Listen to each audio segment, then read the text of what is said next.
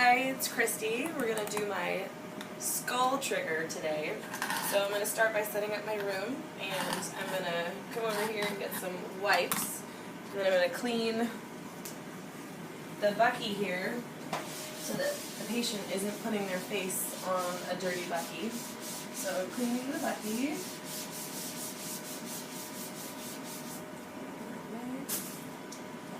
And then I have my markers set up here, so we're ready for whatever views we're doing. And then I have my tube detented to 40 inches, and we're going to be doing most of these upright. So they're going to be upright at 40 inches, and then all the other SIVs are going to be 40 inches as well. You're rolling. Oh, is it? So now that I've cleaned my bucky, we're going to come over here and I'm going to set up my console. So I'm setting up my console for the sinuses, the orbits, the mandible, and we're going to be setting all these up. So we're going to do the Caldwell for the sinus, the Waters for the sinus. We're also going to be doing the lateral and the SMV, and we're going to be doing those roughly from 70 to 75 at about 8 to 16. And then we're going to be doing the mandible. So we're going to be doing the PA axial, and then axiolateral and axiolateral obliques, and there's 3 views for the axiolateral and axiolateral obliques. And we're going to do that about 75 at about 8 to 16. And then we're going to be doing the orbits, and there's 3 views for the orbits. So we're going to be doing the modified Waters and the right and left lateral. And these are going to be non-grids, so we're going to be doing these about 70 to 75 at about 10 to 16. And so I have all of my console set up. So first I'm going to be doing 4 images of the mandible. So I'm going to come over here and I'm going to set up my tube. So I'm going to set up my tube. I have a 20 to 25 degree cephalic angle on my tube, 40 inches SID. And all these are going to be on 8 by 10, and we're going to be doing about 70 to 75 at about 8 to 16 for the technique. So we're going to be doing 4. We're going to do the PA axial, the axiolateral oblique, and there's 2 axiolateral obliques. So these are all going to be for the mandible. So I'm going to go get my patient. Amanda? Yes, hi. Hi, Amanda. I'm Kristy. Hi, Kristy. So we have an X-ray that we're going to be doing today of your face. Oh, nice. Okay, so do you want to give me your full name and your date of birth? Amanda Marie Torres. Torres, is that with a Z? No, heavens. Oh, It's sorry. S. Oh, sorry. They have. Okay, all right. And can you give me your date of birth, please? 11379. Okay. And is there any possibility that you could be pregnant? No. You hesitated. I Do we know. need to take a birth test? Yes. No, not a birth test. I mean a pregnancy test. Do you need to take a pregnancy test? That might be a good idea. Okay, so let's do that. Okay. Okay. Let's take some x-rays! We're gonna come over here. And I'm gonna put a shield on you.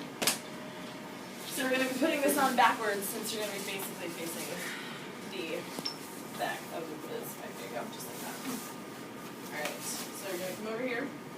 I'm gonna put your face against the board over here. So we're gonna we're gonna be doing this one, like I said before, the 20 to 25 degree cephalic angle. And our OML is going to be perpendicular to the IR. Okay, so go ahead and just tilt your face up here, and we're going to put your chin against the IR there. And our OML is going to be perpendicular. And then we're going to have the central ray exiting the canthion. So we're going to be just exiting right here. And then I'm going to make sure that I mark my image. And for this, the PA axial for this, we're looking for the mandibular body and the rami. Okay, so go ahead and just hold still. Alright, so that is for the mandibular body and the rami. And so now we're going to do the axiolateral and the axiolateral obliques. Alright, so go ahead and turn. And turn this way a little bit. There we go. Should double shield you. We're going to do the axiolateral. And for the axiolateral, what we're looking for is the ramus of the mandible.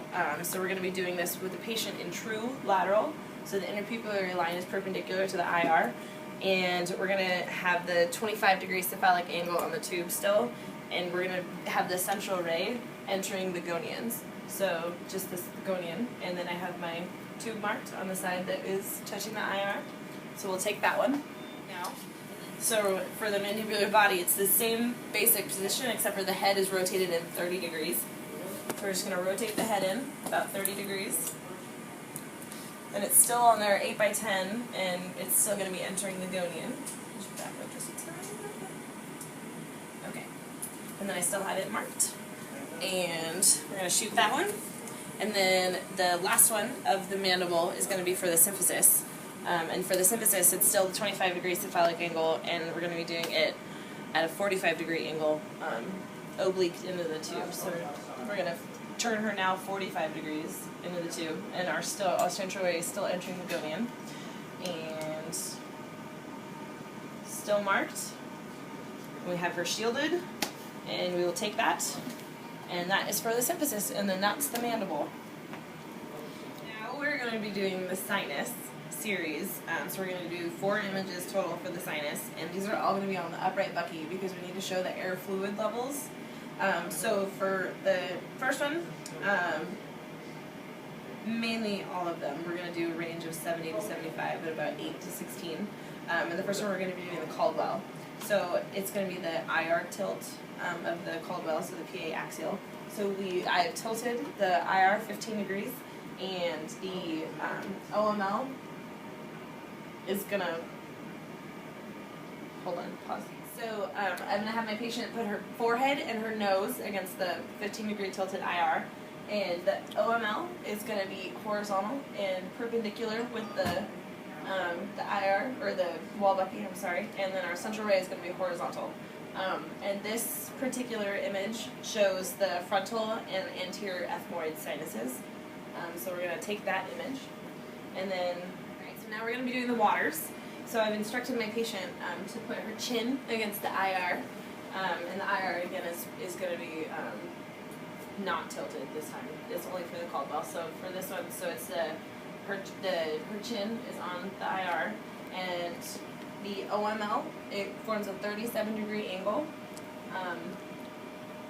with the IR, and the MML is perpendicular to the IR, and it's going to be a horizontal central ray, and it's exiting the acampion. So we have it exiting right here on the acampion, and I have my marker here, and it's still on the 8 by 10, and this image shows the maxillary sinuses. So we'll go ahead and take that, and then we'll move on to the SMV lateral.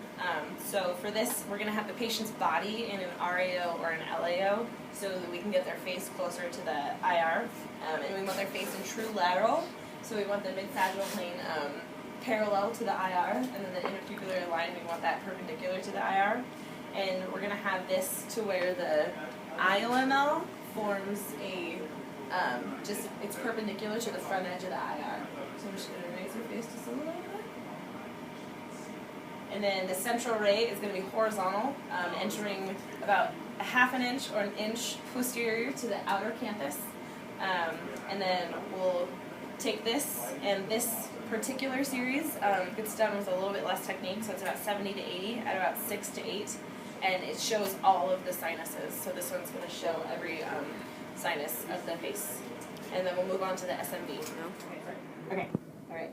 All right, so now we're setting up for the SMV. So we want to have our patient seated, and we're going to have her hyperextend her neck back to where the OML is going to be parallel to the IR, and then our mid-sagittal plane is going to be perpendicular to that IR.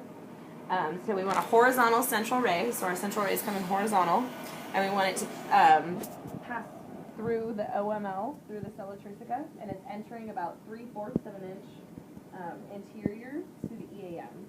And this study shows the ethmoidal and sphenoidal sinuses, and you can also basically see all 4 of them, but it's mainly for the ethmoidal and sphenoidal sinuses.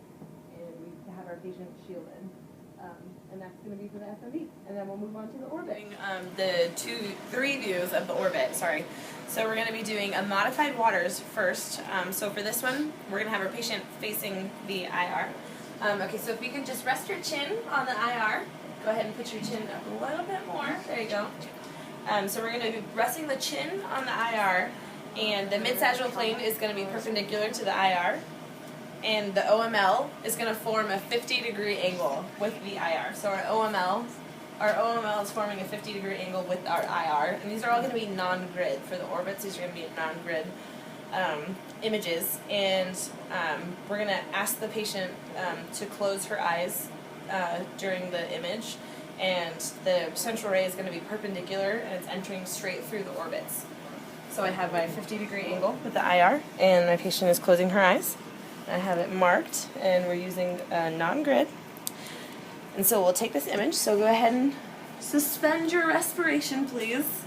And you can breathe. And then this one is going to show any foreign bodies that may be in the orbits.